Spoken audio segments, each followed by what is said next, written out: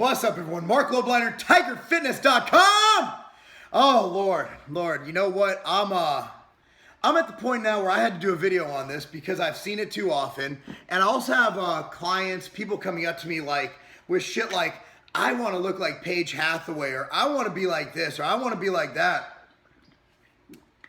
And they have these unrealistic expectations of what they want to look like and how people get to look like that. And I'm about to blow the lid off this shit. Although I think most people probably know, it's just like they're convincing themselves, they're fooling themselves that these are really attainable things in their life. But in reality, a lot of what you see on social media is either really genetically blessed individuals. Like I'll tell you what, Phil Heath, Kai Green, they don't need social media. They have big muscles in person, in video, in private. But there's a lot of things going on where these Insta famous, Insta hoes, and Insta douches basically go around and they Photoshop their physique to look bigger or smaller or more tapered. They actually they use these filters or Photoshop, but there's filters, there's apps you can download that actually can do your makeup perfectly, erase wrinkles, and do things that are just there. And I'm not saying this is wrong. I mean, magazines have been airbrushing for years. Magazines have been disingenuous, but I always thought, like, I didn't know these existed till literally like a year ago, because I just upload any old picture on Instagram. It could be a bad angle where my arm looks small. You know, oh, you're getting out angled, you're getting out angled. I mean, as you can see on this, my arms are actually pretty okay. But at the end of the day, they look small in some angles, some videos, just because I have a huge back. Huge chest, and my arms are weak compared to the rest of my body. I know that, but I don't inflate them via Photoshop. Like, I'll bring up an issue. I did a video on this. Rich Piana got caught once Photoshopping his shoulders to be bigger, right? So you have people like, I've had this a couple times. I want to look like Paige Hathaway. Well, so does Paige Hathaway.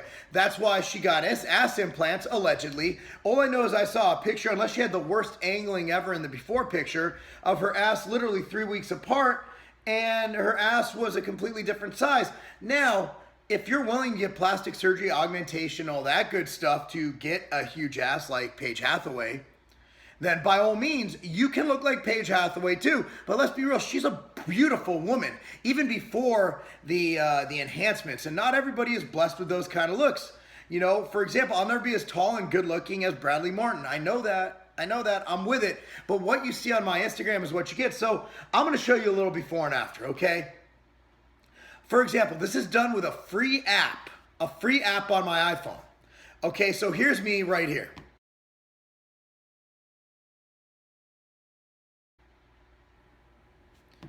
Right? Pretty cool, right?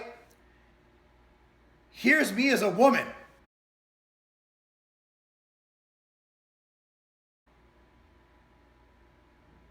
Wow. Wrinkles gone. Other than the beard, I think I look pretty hot. Now, you want to see something that's actually kind of scary? Here's my brother.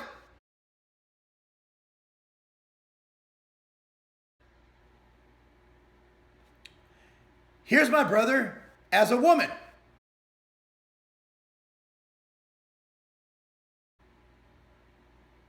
Now imagine if we were actually females.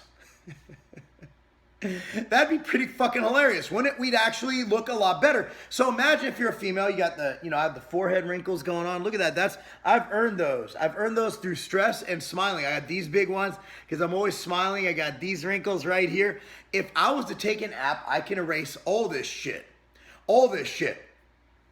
And I'm not saying it's wrong to do this. I'm just saying that when you're setting your expectations of what to look like, that's not what you should look like. For example, the biggest case of this is that Devin physique, and he just ripped the hell out of his pec, tore his pec right off doing a 150-pound dumbbell bench press when he only weighs about 150 pounds. Guess what? You can't Photoshop strength, bitch. So Devin kind of, I'd hate to say he has it coming because next time I get injured, which will happen, people say I had it coming, but nonetheless, karma is a bitch when you rip people off and you falsify who you really are online, you douchebag, you douche nozzle. Fucking don't like Devin physique. That's a fucking douchey thing to do. So let me tell you about what's wrong with this.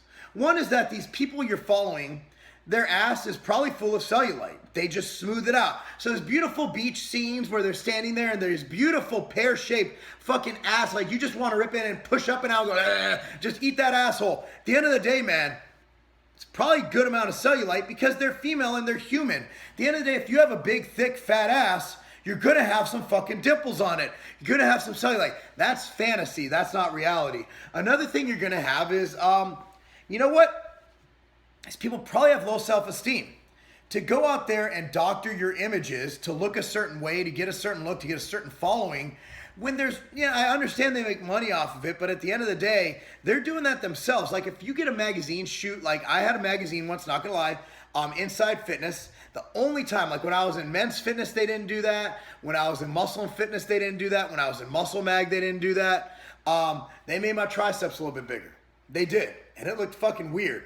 But I had no say in that. When it came out, I actually emailed them and said, I don't appreciate you doing that. I'd rather be myself. You know, but my face, everything like that has never been touched up, which it probably should because it's fucking terrible. So here's the thing. So they have terribly low self-esteem, right? Probably have shallow relationships. A lot of these people, you know, I'm not saying that's a bad thing. That's just the way they live. Do you really want to be like that? And another thing is if you're a family person, if you've had kids and you're female, you model yourself after a single woman in her 20s who's just basically, you know, getting by on Photoshop, working out, eating chicken and rice, and going to occasional rave. I don't think that's the right place for you to be in life. Another thing is they age out. This is cool and all while you're in your 20s, but what's going to happen when you can't fucking go on, make a post about how Shreds, basically every athlete, Devin Physique, Paige hat, everybody from Shreds is a douche nozzle is what it comes down to. I mean, let's just be real here. I mean, that's their whole thing is they're selling a lifestyle, but they're selling consumable goods, which is wrong in and of itself.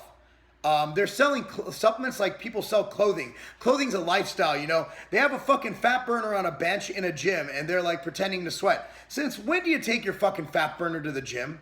Come on, guys. Idiots. So anyway, so the thing is, what happens when you age out? You know, what happens when you turn 35? What happens when you're my age and you're 36? Do you keep fucking photoshopping? Do you hope the young people you're hoping to inspire? Do you hope that they fucking follow you regardless of your aging ass, your sagging tits, and your fucking sagging silicone-filled ass cheeks? Or do you just get more surgery and keep it going like Madonna and Cher? I don't fucking know.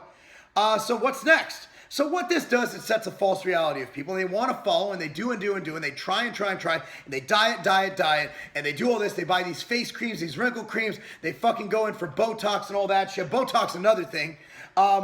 Sets a false reality. What can that lead to? Eating disorders, orthorexia, anorexia, bulimia. It can lead to overtraining. It can lead to a lot of relationship issues in their life. All I'm saying, guys, this shit is real. Instagram and social media has set a false reality on what people really are. My Instagram is a bunch of real motherfuckers. I'll touch up the lighting on shit, but I never fucking make anything bigger. You know, my crotch shot, when you see my fucking bulge in those tights, it's my bulge. Show them what you're working with. So, you know, that's what I'm saying, guys. Do not take this shit for face value. Train your ass off. That's what I always tell people. Phil Heath, Kai Green, Ben Pekulski, Compton, all those motherfuckers, you know what? Those are Dallas McCarver. Those guys are fucking amazing. But these Insta-douches, they're not. They're not elite. They're making money putting a false representation of themselves onto you, and it's as simple as Photoshop or an app. Okay, a lot of these people won't even let you see them in public. They don't go out in public. Okay? And I did say Rich photoshopped his his shoulders. And the reason I'm saying that is because he really doesn't need to.